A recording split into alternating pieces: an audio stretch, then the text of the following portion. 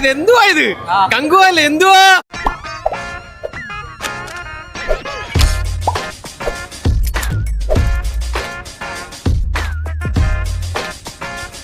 2024 നമ്മൾ എല്ലാവരും വായ പൊളന്ന് കണ്ട ഒരു അപരാധം. 2011 7-ാം മറിവിന് ശേഷം ഒരു നല്ല തിയേറ്ററുകൾ പടം പോലും ഇല്ലാതെ ഓൾറെഡി എയറിൽ നിൽക്കുന്ന സൂര്യനെ അടിച്ച് ബഹിരാകാശത്തേക്ക് കയറ്റിയ ഒരു പടം. അങ്ങനെ ബഹിരാകാശത്ത് എങ്ങനെയൊക്കെയോ പിടിച്ചു നിന്ന സൂര്യനെ സ്വന്തം ഭാര്യ വന്ന് ഒരു റിവ്യൂ ഇട്ട്, എന്റെ സൂര്യനന്റെ പടം മാത്രം മോശം പടമൊന്നും അല്ലാട്ടോ എന്നും പറഞ്ഞ് ബഹിരാകാശത്തേക്ക് ആട്ടി ഓടിച്ചൊരു പടം. Kanguva, directed by the legendary director Siva. എന്റെ ചേട്ടനാണ് ഡയറക്ടർ, നമ്മുടെ പ്രിയപ്പെട്ട സൂര്യാണ് നായകൻ. ഒരു നല്ല നടന്റെ ഉള്ളുന്ന് പോലും അയാളുടെ ഏറ്റവും കൂടുതൽ പെർഫോമൻസ് എങ്ങനെ പുറത്തെടുക്കാമെന്ന് കാണിച്ചു തന്ന ജെം ഓഫ് എ ഡയറക്ടർ. ചേട്ടനും അനിയനും ചെറിയ ടീം അല്ല. അപ്പൊ പടം തുടങ്ങും തന്നെ ഈ തങ്ക തിങ്കളിനെ കാണിച്ചുകൊണ്ടാണ്. അത് എന്തിനാന്ന് വെച്ചാൽ ഈ പടത്തിൽ നടക്കുന്ന അപരാധങ്ങൾ മൊത്തം ഒറ്റയ്ക്കിരുന്ന് കണ്ടു തീർത്ത ആളാണ് ഈ തങ്കൻ ചേട്ടൻ. അപ്പൊ ആദ്യം തന്നെ ഈ തങ്കൻ ചേട്ടൻ 2024 കണ്ട അപരാധങ്ങൾ എന്തൊക്കെയാണെന്ന് നമുക്കൊന്ന് നോക്കാം. ആ സമയത്ത് ഒരു റഷ്യൻ പ്രൈവറ്റ് ബയോമെഡിക്കൽ റിസർച്ച് സെന്ററിൽ കുറച്ച് കൊച്ചു പിള്ളേരുടെ തലയിൽ ഒരു ചീനച്ചട്ടി കമിഴ്ത്തി വെച്ച് സൂപ്പർ പവർ ഡെവലപ്പ് ചെയ്ത് സൂപ്പർ ഹീറോസ് ആക്കിക്കൊണ്ടിരിക്കുന്ന ഒരു എക്സ്പെരിമെന്റ് നടന്നുകൊണ്ടിരിക്കുകയാവും. ഇത് റഷ്യൻ കൊളാബറേഷൻ ആണ് സർ. അപ്പോഴാണ് അവിടുന്ന് ഒരു കൊച്ചെറുക്കൻ കത്തിയിലെ വിജയണ്ണൻ ഓടുന്ന പോലെ ഒരു പാടത്ത് കൂടെ എങ്ങനെയൊക്കെയോ ഇറങ്ങി ഓടി ഒരു ട്രെയിനിൽ വന്ന് കയറി അവിടുന്ന് രക്ഷപ്പെടാൻ നോക്കുന്നത്. ഞാനൊക്കെ പണ്ടൊരു സൂപ്പർ ഹീറോ ആവാൻ വേണ്ടി കണ്ട 8 കാലിനെ വവ്വാലിനെ കൊണ്ടൊക്കെ കടുപ്പിച്ച് നടക്കുകയായിരുന്നു. അപ്പോഴാണ് ഇവിടെ ഒരു സൂപ്പർ ഹീറോ ആക്കി തരാമെന്ന് പറഞ്ഞിട്ടും അവിടുന്ന് ഓടി രക്ഷപ്പെടുന്നത്. അതും പോരാഞ്ഞിട്ട് ഈ രക്ഷപ്പെടുന്ന സമയത്ത് ആ ട്രെയിനിൽ കയറി രാമനാമം ജപിച്ചിരിക്കുന്നതിന് പകരം അവൻ അവിടെ നിലത്ത് കിടന്ന ഒരു കരിക്കട്ട എടുത്ത് സൂര്യണ്ണന്റെ ചിത്രം വരയ്ക്കും.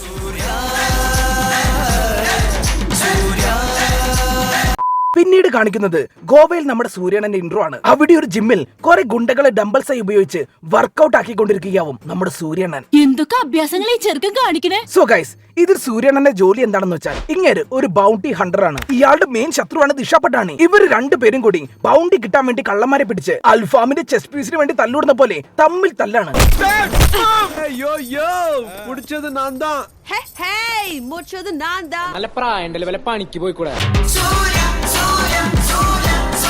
അതിന്റെ ഇടയിൽ കൂടെ യോഗി ബാബുവിന്റെ റെഡിംഗ് ഇൻസിലിയുടെയും വേറെ വെറുപ്പിക്കൽ.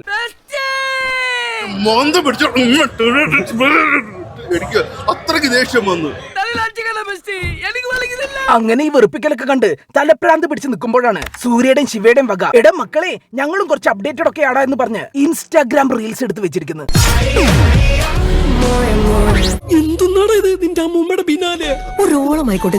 അതും പോരാഞ്ഞിട്ട് ഒട്ടോന്റെ പരസ്യം പോലെ ഒരു പാട്ടും.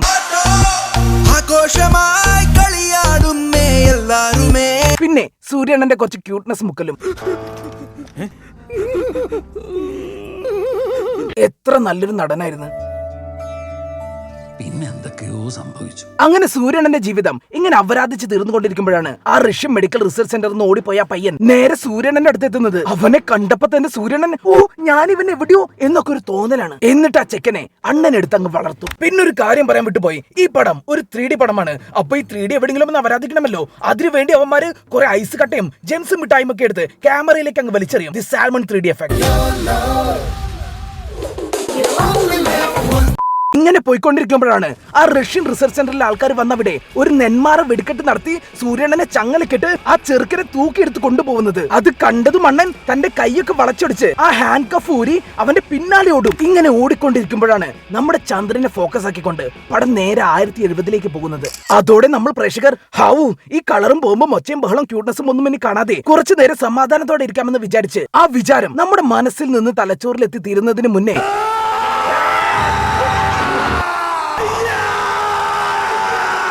അവിടെ സൂര്യണ്ണൻ ബാംബു ബോയ്സിന്റെ കോസ്റ്റ്യൂംസും ഇട്ട് വന്ന് അലറാൻ തുടങ്ങും. എന്തിനാടാ ഇങ്ങനെ ഓരിയിടുന്നത്? ഇവിടെ മുതലാണ് ഈ സിനിമ കാട്ടപരാധമായി മാറുന്നത്. കാരണം ഇനി ഫുള്ള് ഒരു കാട്ടിൽ നടക്കുന്ന അപരാധങ്ങളാണ്.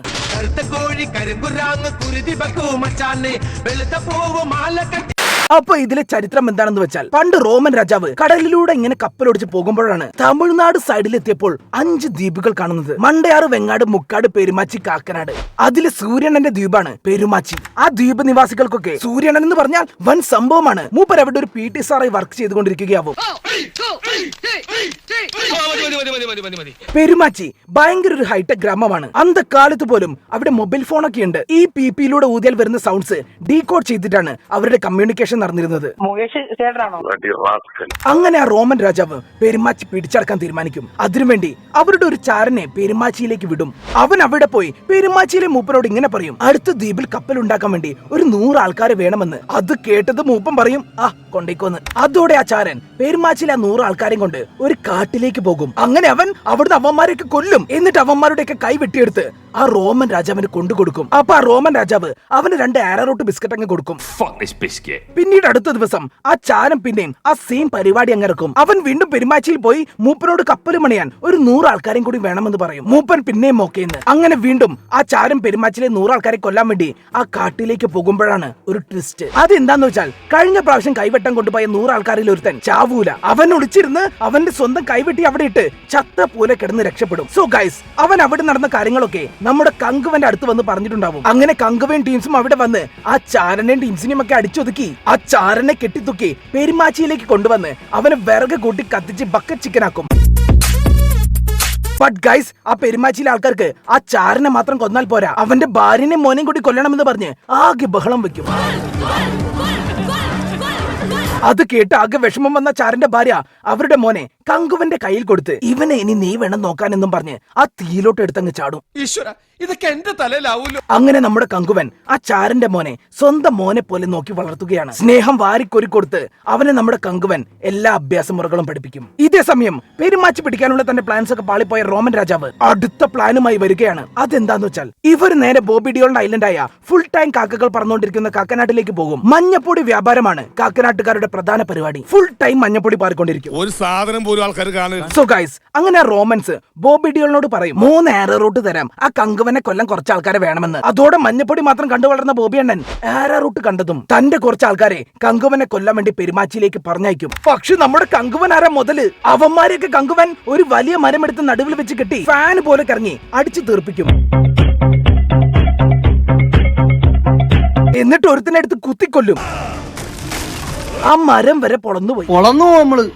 അമ്മാതിരി പവർ. ഈ ഗ്യാപ്പിലാണ് അത് സംഭവിക്കുന്നത്. നമ്മുടെ കങ്കുവൻ സ്നേഹം വാരിക്കോരി കൊടുത്തു വളർത്തിയ പഴം പോലെ ഇരുന്ന ചാരന്റെ മോൻ ഒരു വാളെടുത്ത് കൊണ്ടുവന്ന് എന്റെ ഡാഡിയെ നീ കൊല്ലുമല്ലേടെന്ന് പറഞ്ഞ് നമ്മുടെ കങ്കുവന്റെ നെഞ്ചത്തിട്ട് കുത്തും.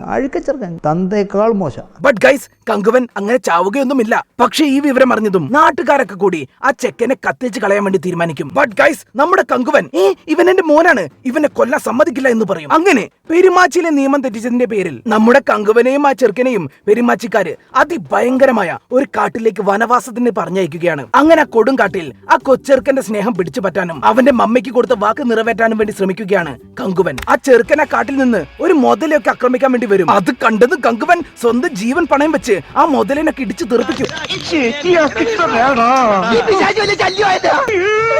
അങ്ങനെ പലതരത്തിലുള്ള ക്രിഞ്ചുകളിലൂടെ ആ കൊച്ചെറുക്കന്റെ സ്നേഹം കങ്കുവൻ പിടിച്ചു പറ്റുകയാണ്. ഇതേ സമയം ഇങ്ങ് പെരുമാച്ചിയിൽ അവിടുത്തെ പെണ്ണുങ്ങളെയൊക്കെ കൊല്ലാൻ വേണ്ടി കാക്കനാട്ടിലെ ബോബി ഡിയോളുടെ മോൻ വരും. ഈ സമയം പെരുമാച്ചിയിൽ വിന്ററൊക്കെ മഞ്ഞൊക്കെ പെയ്തു തുടങ്ങിയിട്ടുണ്ടാവും. അങ്ങനെ ബോബിയുടെ മോൻ ആ പെരുമാച്ചിയിലെ പെണ്ണുങ്ങളെ കൊല്ലാൻ വേണ്ടി ഒരു മഞ്ഞ മലയിൽ നിൽക്കുകയാവും. ഓ മൈ ഗോഡ്, നമ്മുടെ പെരുമാച്ചിയിലെ പെണ്ണുങ്ങൾക്ക് എന്തെങ്കിലും സംഭവിക്കുമോ? അതോർത്ത് ആരും പേടിക്കണ്ട, അങ്ങനെയൊന്നും സംഭവിക്കില്ല. കാരണം പെരുമാച്ചിയിലെ പെണ്ണുങ്ങളെയൊക്കെ നമ്മുടെ PT സാർ കങ്കുവൻ ട്രെയിൻ ചെയ്യിപ്പിച്ച് നല്ല സിംഗ പെണ്ണുങ്ങളാക്കി എടുത്തിട്ടുണ്ടാവും.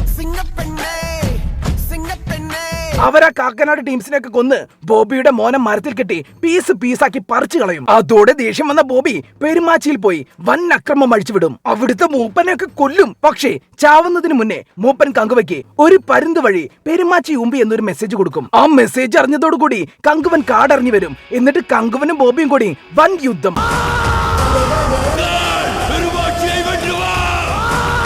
കങ്കുവൻ വന്ന് തീയുണ്ട വിടും. അമ്പിന്റെ മേലെ വിഷപ്പാമ്പിനെ വെച്ച് വിട്ട് അതിനെ കൊണ്ട് കടുപ്പിച്ച് കൊല്ലും. മലയുടെ മുകളിൽ കുറെ തെർമാക്കോൾ വരിച്ചിട്ട് ശത്രുക്കളെയൊക്കെ കൊല്ലും. അങ്ങനെ വൻ യുദ്ധം നടന്നുകൊണ്ടിരിക്കുമ്പോഴാണ് ബോബിയുടെ ടീംസ് നമ്മുടെ കങ്കുവന്റെ യുദ്ധം കണ്ട് വൻ പ്രോത്സാഹനം കൊടുത്തുകൊണ്ടിരിക്കുന്ന ആ കൊച്ചെറുക്കനെ തട്ടിക്കൊണ്ടുപോകുന്നത്. യെസ് ഗൈസ്, 2024 ഗോവയിൽ സംഭവിക്കുന്നത് പോലെ തന്നെ.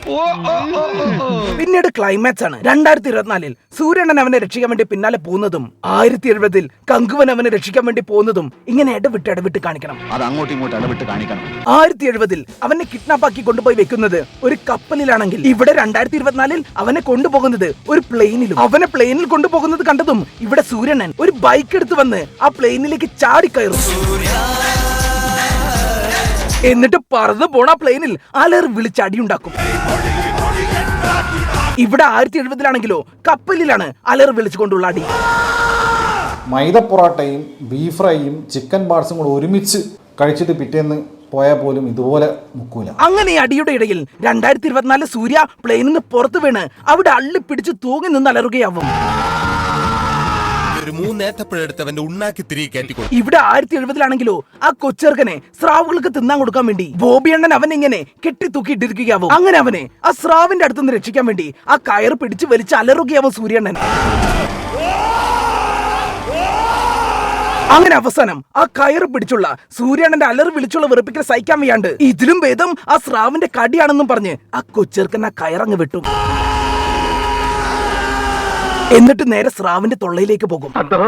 സോ ഗൈസ്, അതിലാകെ ദേഷ്യം വന്ന കങ്കുവൻ ബോബിയടൻ അങ്ങ് കൊല്ലും. എന്നിട്ട് ആ കൊച്ചെറുക്കൻ തട്ടിപ്പോയതിൽ മനനൊന്ത് ഇനി ഒരു ജന്മമുണ്ടെങ്കിൽ നിന്നെ ഞാൻ വന്ന് രക്ഷിക്കുമെന്ന് പറഞ്ഞ് ശബ്ദമെടുക്കും. ആ പറഞ്ഞ ജന്മമാണ് ഈ ജന്മമായി അപരാധിച്ചത്.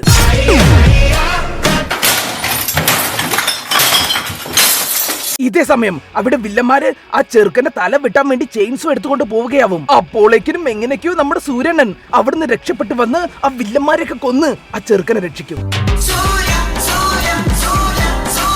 ഈ നടന്ന കാര്യങ്ങൾ മൊത്തം ഒരു CCTV വഴി ആ റഷ്യൻ റിസർച്ച് സെന്ററിന്റെ മുതലാളി എന്ന് കാണുന്നുണ്ടാവും. അത് മറ്റാരുമല്ല നമ്മുടെ കാർത്തിക്.